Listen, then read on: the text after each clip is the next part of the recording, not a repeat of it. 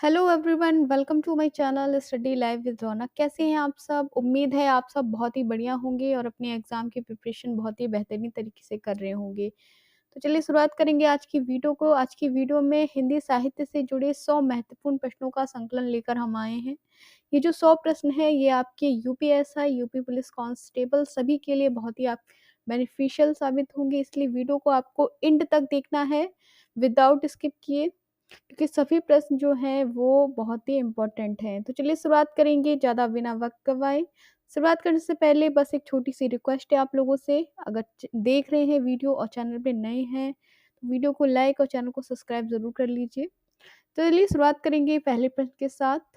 पहला प्रश्न है, हिंदी साहित्य के आरंभिक युग को आदिकाल के नाम से किसने अभिहित किया है, किसने चिन्हित किया है? ठीक है, आदिकाल के नाम से हजारी प्रसाद द्विवेदी इसका राइट आंसर है। ठीक है, हजारी प्रसाद द्विवेदी ने आदिकाल को, हिंदी साहित्य के आरंभिक युग को, ठीक है, आदिकाल बोला है।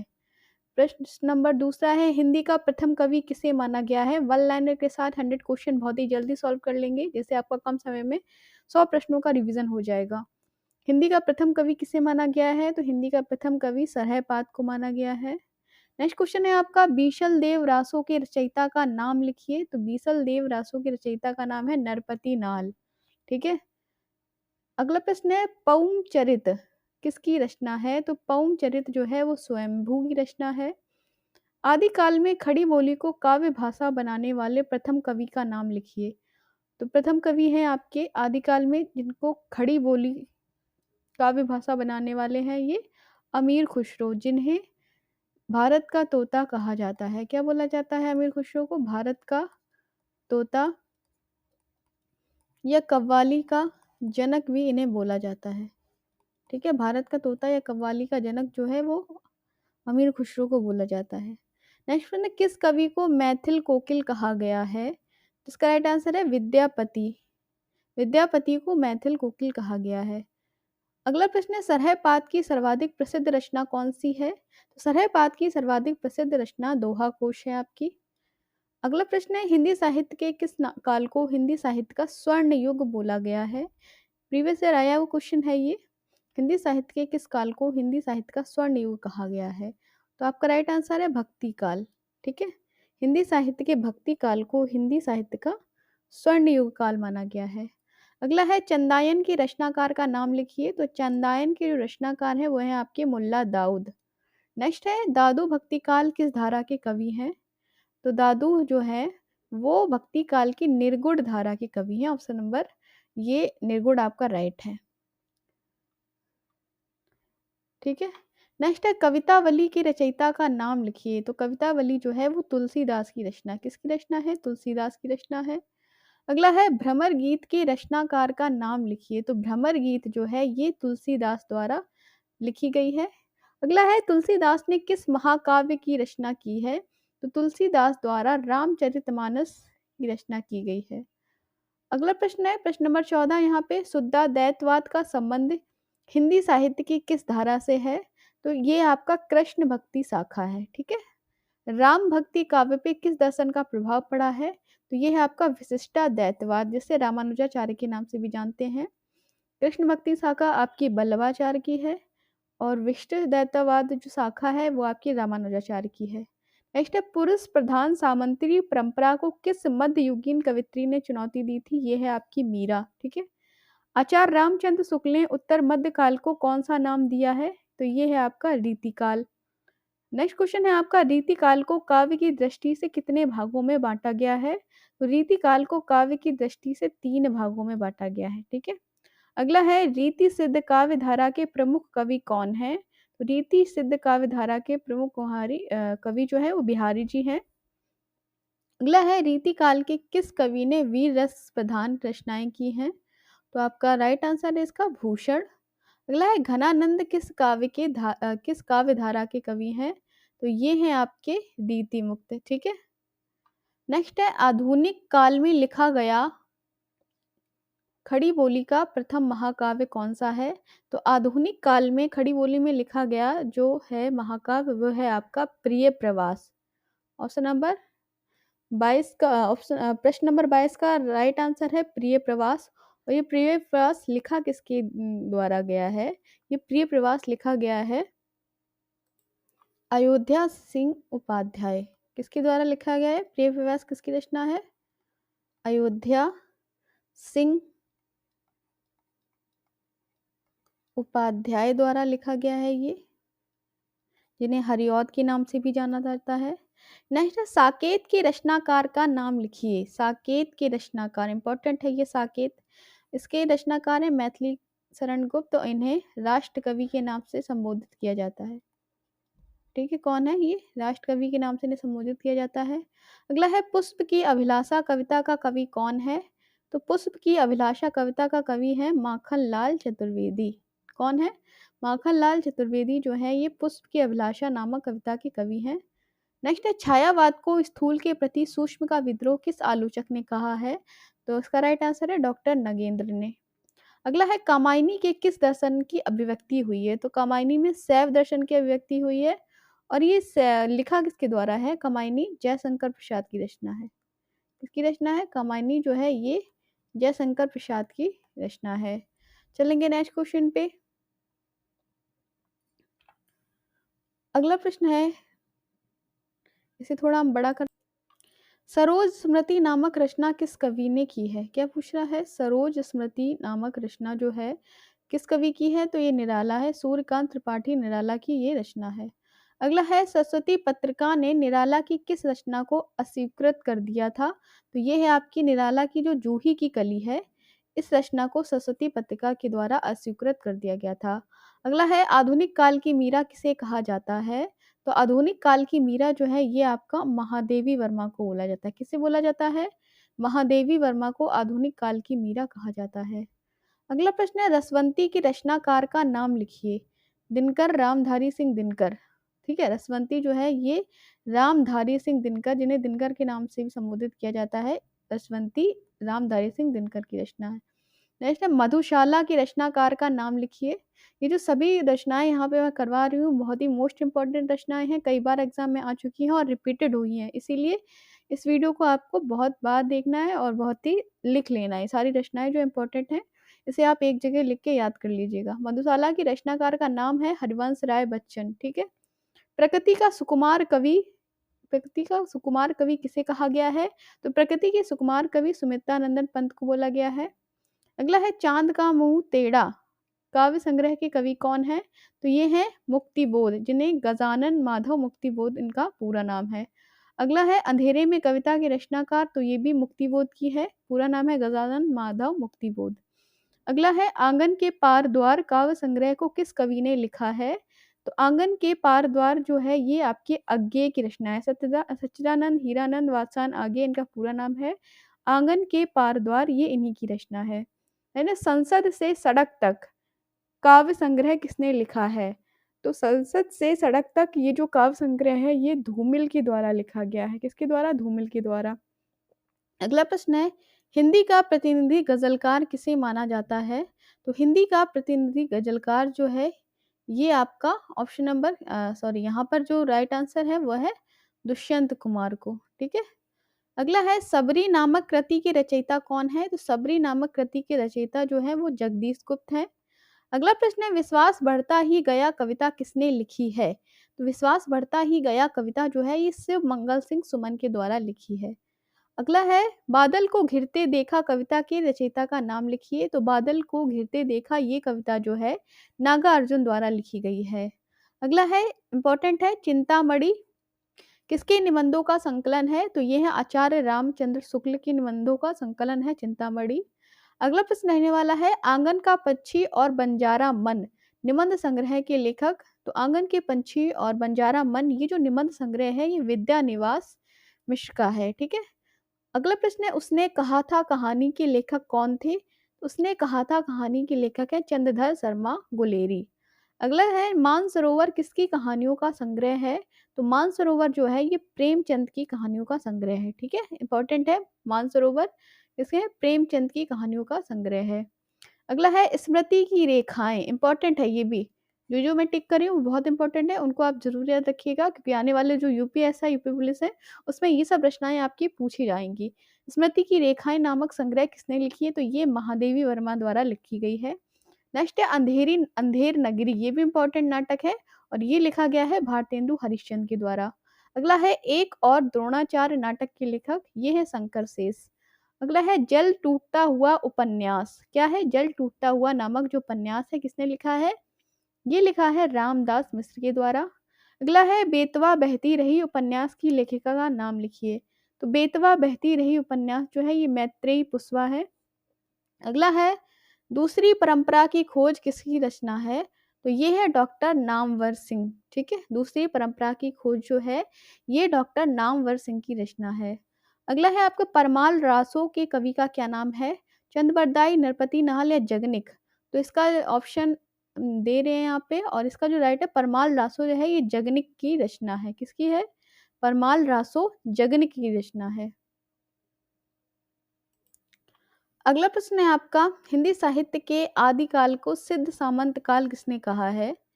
क्या है? हिंदी काल के, थोड़ा देर कर ले, हाँ अब ठीक है।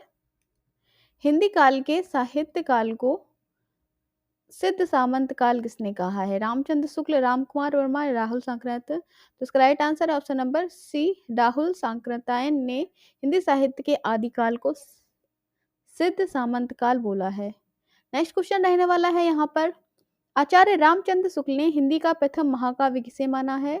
कीर्ति पताका, पद्मावत, पृथ्वीराज रासो या प्रिय प्रवास? तो आपका राइट आंसर है यहाँ पे ऑप्शन नंबर 3, पृथ्वीराज रासो। हिंदी साहित्य का दूसरा इतिहास किसने लिखा है? मिश्र बंधु, राजकुमार शर्मा, गणपति चंद्र गुप्त या बच्चन सिंह? तो हिंदी साहित्य का दूसरा इतिहास जो है ये आपका ऑप्शन नंबर 4 है, बच्चन सिंह के द्वारा लिखा गया। ठीक है, नेक्स्ट क्वेश्चन लेंगे हम, इसको थोड़ा सा जूम मार लें क्योंकि ये आपको हो सकता है क्लियर ना नजर आ रहा हो। ठीक है, अब ठीक है, चलिए स्टार्ट करते हैं। बीजक की रचयिता का क्या नाम है? क्या पूछ रहा है यहाँ पर? बीजक की रचयिता का क्या नाम है? तो बीजक जो है ये कबीरदास द्वारा लिखी गई है, ऑप्शन नंबर बी राइट है।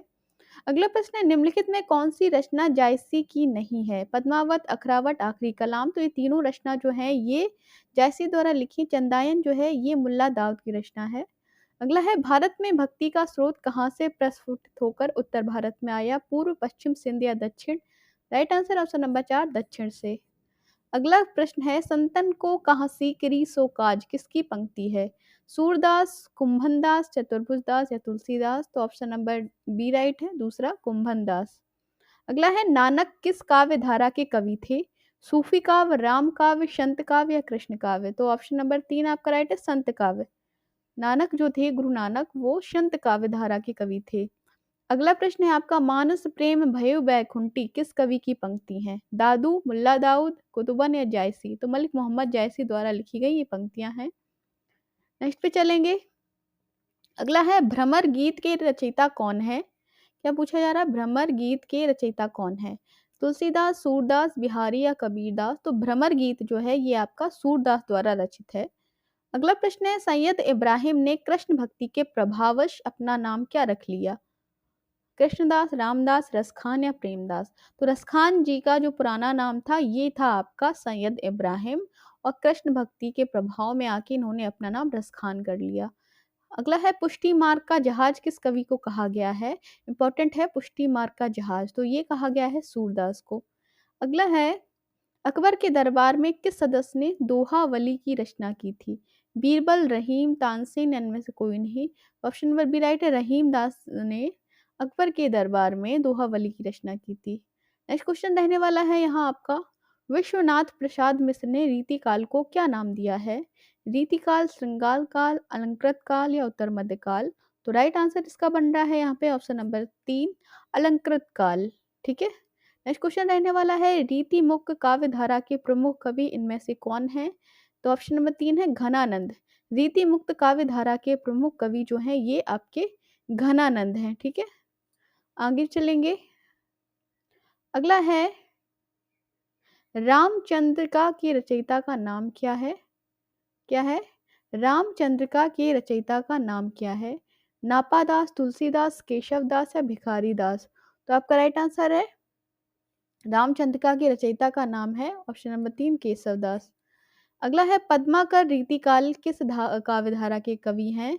तो पद्माकर जो हैं ये रीतिकाल के रीतिबद्ध, एक होता है रीतिबद्ध, एक होता है रीतिमुक्त, और ये जो हैं रीतिबद्ध के हैं। अगला प्रश्न है, निम्नलिखित में कौन सी रचना मैथिली शरण गुप्त की है? प्रिय प्रवास, साकेत, लहर या उर्वशी? तो साकेत आपकी मैथिली शरण गुप्त की रचना है। अगला प्रश्न है, कौन सा कवि एक भारतीय आत्मा के नाम से प्रसिद्ध है? तो इसका राइट आंसर है माखनलाल चतुर्वेदी। नेक्स्ट प्रश्न रहने वाला है आपका, इनमें से कौन सा कवि छायावादी है? हरिवंश राय बच्चन, जयशंकर प्रसाद, अज्ञे या धूमिल? तो ऑप्शन नंबर दूसरा है आपका, जयशंकर प्रसाद को छायावादी कवि माना जाता है। नेक्स्ट क्वेश्चन पे चलेंगे, थोड़ा सा जूम कर ले हम, ठीक है। अगला है, प्रगतिवाद किस दर्शन से प्रभावित हुआ था? क्या प्रश्न पूछ रहा है, प्रगतिवाद किस दर्शन से प्रभावित है? अस्तित्ववाद, मार्क्सवाद, गांधीवाद या मनोविश्लेषणवाद? तो इसका राइट आंसर है मार्क्सवाद से प्रभावित था। अगला है, प्रयोगवादी काव्यधारा का प्रारंभ किस पुस्तक के प्रकाशन से माना जाता है? तार सप्तक, दूसरा सप्तक, तीसरा सप्तक या चौथा सप्तक? ऑप्शन नंबर ए आपका तार सप्तक। नेक्स्ट क्वेश्चन रहने वाला है, अज्ञे के उपन्यास का शीर्षक क्या है? दिव्या, शेखर एक जीवनी, मृगनयनी या चित्रलेखा? तो अज्ञे के उपन्यास का एक शीर्षक है शेखर एक जीवनी। ये जो उपन्यास है ये अज्ञे, सच्चिदानंद, हीरानंद वात्स्यायन आगे द्वारा लिखा है। अगला है अंधा युग, इंपॉर्टेंट, मोस्ट इंपॉर्टेंट है, अंधा युग किसकी रचना है? भारतेंदु, नरेश मेहता या धर्मवीर भारती? तो ऑप्शन नंबर 3 आपका धर्मवीर भारती। मुक्तिबोध के काव्य संग्रह का नाम? चांद का मुंह टेढ़ा। पहाड़ पर लालटेन किसका काव्य संग्रह है? ऑप्शन नंबर ए राइट है उदय प्रकाश का, ठीक है। नेक्स्ट है, अगला है आपका, साये में धूप के रचनाकार का नाम बताइए? कुमार विकल, विनोद कुमार, दुष्यंत कुमार या राजेश जोशी? तो ऑप्शन नंबर 3 है दुष्यंत कुमार। अगला है, भारतेंदु हरिश्चंद्र के नाटक का शीर्षक? अंधेर नगरी, बकरी, शकुंतला, संयोगिता, स्वयंवर? Option number A Andher Nagari. अगला है, सरस्वती पत्रिका के संपादक कौन थे? प्रताप नारायण मिश्र, महावीर प्रसाद द्विवेदी, हजारी प्रसाद द्विवेदी या हरिऔध? तो ऑप्शन नंबर 2 है महावीर प्रसाद द्विवेदी। नेक्स्ट रहने वाला है, आचार्य रामचंद्र शुक्ल का निबंध संकलन इनमें से कौन सा है? अशोक के फूल, चिंतामणि, विचार और वितर्क, रसज्ञ रंजन? तो ऑप्शन नंबर दूसरा इसका राइट है चिंतामणि। नेक्स्ट प्रश्न है, पगडंडियों का जमाना किस व्यंगकार का व्यंग संग्रह है?